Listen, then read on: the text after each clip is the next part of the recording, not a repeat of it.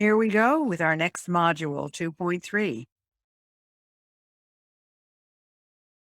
Sound bites. You've heard the word sound bites. Sound bites means a portion of what you say, they take and keep promoting it over and over again. You've seen it on TV all the time on news shows. You say something in a complete sentence and they take 4, 5, or 6 words, which can completely distort what you are meaning and use it. And that's a sound bite.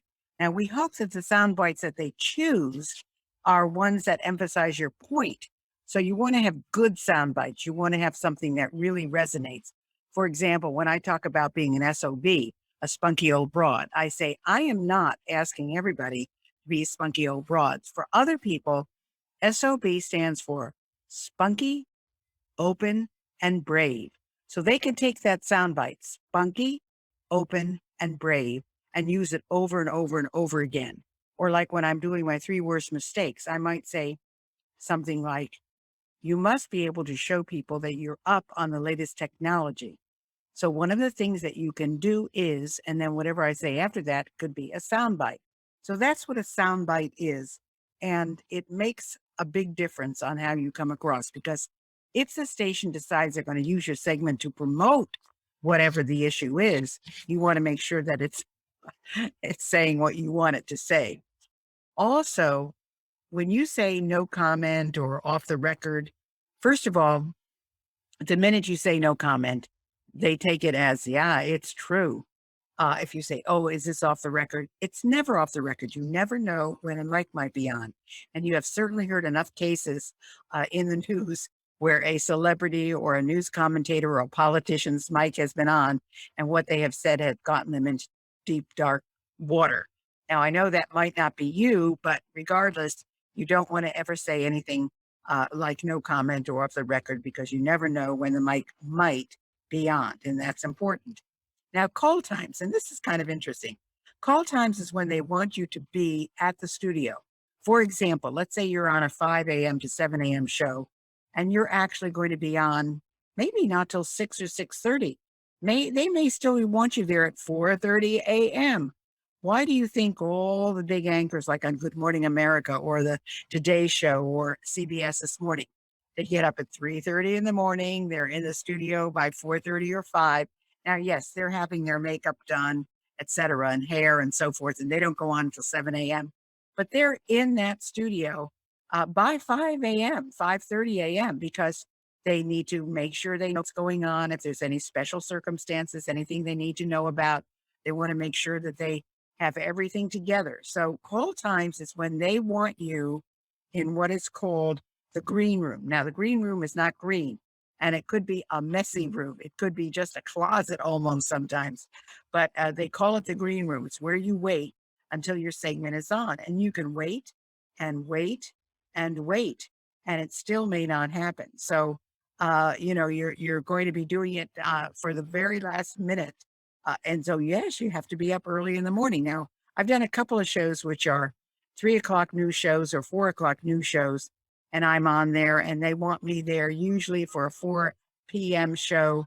I am usually there. Well, call time's usually between 3 and 3:30. If it's a 3 o'clock in the afternoon call time or show, I would probably need to be there by 2 o'clock in the afternoon. So you need to be sure you know your call times. And it's interesting. One time I called a station. This was really ironic. I called a station because I was in a city doing a speech, and I turned on the TV because I always do that when I get into my hotel room. Turned on the TV, saw the show, and thought, man, I would be perfect for this.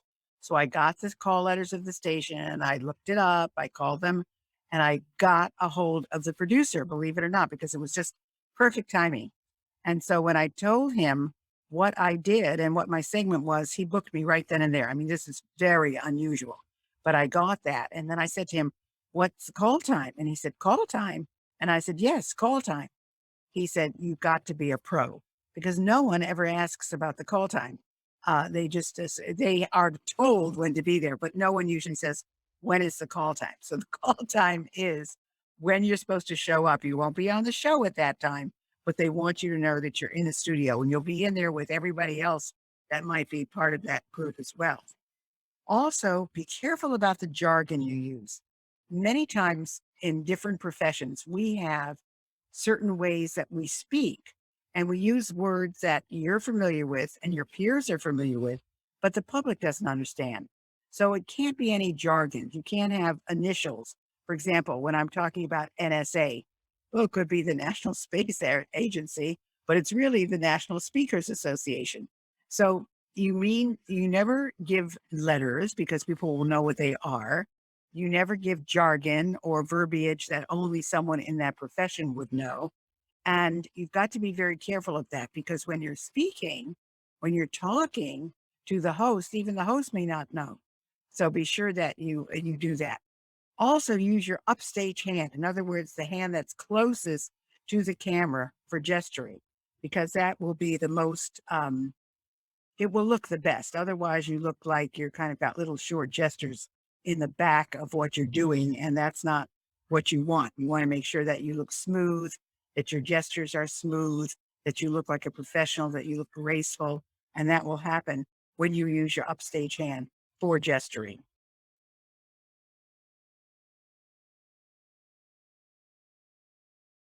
Another thing is your anchor.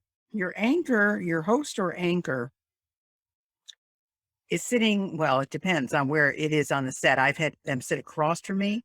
I've had them sit next to me. I've had them sit diagonally. So your host or anchor is someone who's interviewing you, but you never know where they're going to sit or stand. So you can't control them, but your whole point is you must look at them. You never look at the camera. You always look at the host. You can't control what the host is going to do. So, you've got to stay humble. You can't get ticked off at them. You've got to look at them, as if, yeah, I understand. No confrontation, no negatives, and look that host in the eye. Now, you might be wanting to kill them, but you can't do that on TV. And you have heard of people walking off of sets. You've heard of them getting into arguments and it makes the headlines. You don't want that. You want to be considered a great guest. So make sure that you look the host in the eye. Don't look over at the camera. Sometimes if there's an audience, which there rarely is, but let's say there is, don't look at the audience, look at the host. And remember, the host is going to do what the host wants to do. So you just stay humble. You try to do the best job you can, but no confrontation. You also have to be energetic. We've talked about that, I think, enough, but I can't emphasize it enough. You have to have that energy. You've got to be excited. And you have seen people on TV being interviewed and they look so bored or they look so lifeless. You want to have energy. You want to make sure that you come across with great, great power and great energy, great electricity. Very, very important. And no matter what happens, and even though you lose your place, and even though the host may ask you something which is controversial, just keep talking and keep making your points. That's the important thing. Keep making your points because, they're going to sidetrack you. But if you come back and say, well, I've really not looked at it that way. But one of the things that we make sure that we do is number one, blah, blah, blah, blah, blah. Number two, blah, blah, blah, blah, blah. Number three, blah, blah, blah, blah, blah. Get your points out and just keep talking. But there are no do-overs. This is not something where you say cut and film again. You are doing it live. And even if they're taping the show for later on, there's no do-overs. I mean, it's going the way it is. And that's the way you have to be prepared for it. So, the good thing is nobody knows you made a mistake, but you're the only one who knows what's going on. So you're the only one that will know whether you've said something wrong or you've done something wrong. So just keep going. I can't emphasize the keep talking point. You've got 3 minutes. Sometimes you've got 5, but really you've got 3 minutes. That's your segment. And you've got to get what you want to get out in that 3-minute segment. And if they sidetrack you, you just can't seem to get that done. So I just want to caution you to make sure that happens.